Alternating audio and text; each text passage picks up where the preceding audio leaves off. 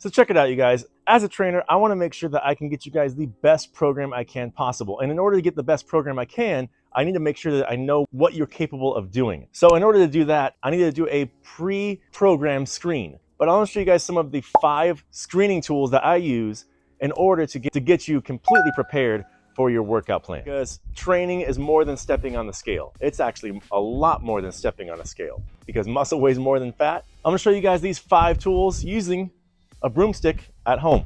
First things first, you need to know how to squat correctly. Some things to recognize for your squat is number 1, as you squat down, you push your hips back and down. Okay, a lot of people make the mistake and they just squat down. Now the problem with this is that your knees break that toe barrier. So you go forward and down, you don't want your knees to go past your toes. This puts your knees in a bad position and can cause serious knee problems. And it's not going to get you the focus that you want with your posterior chain on your squats. Hips back and down doing a squat. You can use your arms up in front of you as a counterbalance, or you can put them in front of you just like this. But you squat down, hips down and back. When you get to the bottom of your squat, you should be able to wiggle your toes and then stand up, because you want your weight to be more on the middle of your foot and towards your heel to really drive that posterior chain. So again, you squat down, hips down and back, and then stand up. So along with the hips down and back, we want to make sure that the upper back is not rounding. So when you squat down, you shouldn't be like this. If that's the case, your cue would be to stick your chest forward and look up. You never want to look at the ground while you're lifting. So hips back and down, chest up, squat. See how low you can get before you start to fall over. Some of you might end up going to about right here. If that's the case, we got to work on that range of motion to really focus on that posterior chain. So I want to see how low you can squat. From that point, I'm going to ask you guys to grab a broomstick, PVC pipe, towel, something. You take this, put it on top of your head, get your arms to 90 degrees, and then extend completely overhead. From this point, you're going to do that same squat. Squat down, and you want to have this broomstick to be able to be over the top of your heels, torso up straight, knees not shooting past your toes. As we're doing this overhead squat, I'm going to be watching to make sure that your knees are not coming past your toes and that you're not doing a forward lean. The broomstick stays over the top of your ankles on the squat down. So here, extend up, squat down, get as low as you can, and then stand up.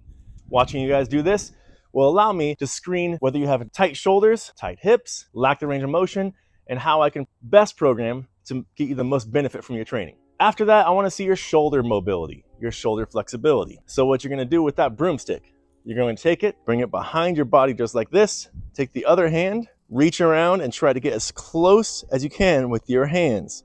Now, some of you, well, many of you, I bet, for one, you want to get as close as you can so you can almost touch your fingers. Many of you are probably going to be about right here.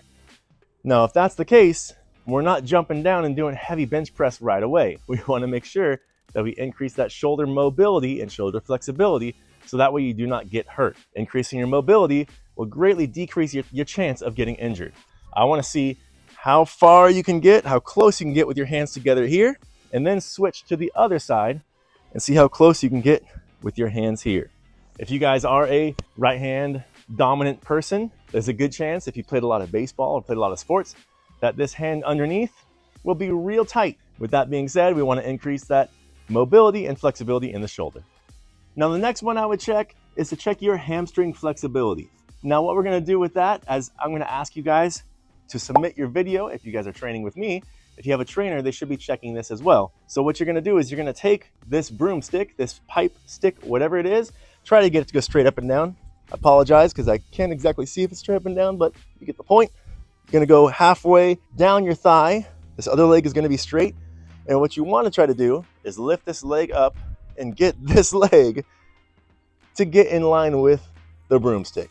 Clearly, I have hamstring flexibility issues here, okay? So, but the goal is to get this leg in line with the broomstick straight up and down. And then you're going to switch to the other side and see if we can get that leg lined up with the broomstick. Now, along with seeing how flexible and mobile you are, we can also see if there's an imbalance in your right side and left side. That's why we do both sides for your shoulders, both sides for your legs. And of course, lastly, we need to make sure that you do proper push-up form. In order to do your push-ups, I want to see you guys get down, go down, chest to the ground, and pop up. Let me move this microphone because I'm going to lay on it in a second, show you guys how to do a proper push-up. So for your push-ups, what I want you guys to do is go chest to the ground. So it's chest and toes only on the ground. All right, not stomach, nothing else, chest and toes. Hands out, hands back in, press up. Down, chest and toes, hands out, hands in, press up. This will really show that you guys have a nice solid core, solid torso in order to do your proper push-ups. What I don't want to see is hands by your head and shoulders, pushing up like this. Don't want to see hips sagging to the ground. And I don't want to see hips shooting up in the air. Like my friend at work says, shooting pigeons. It's gross.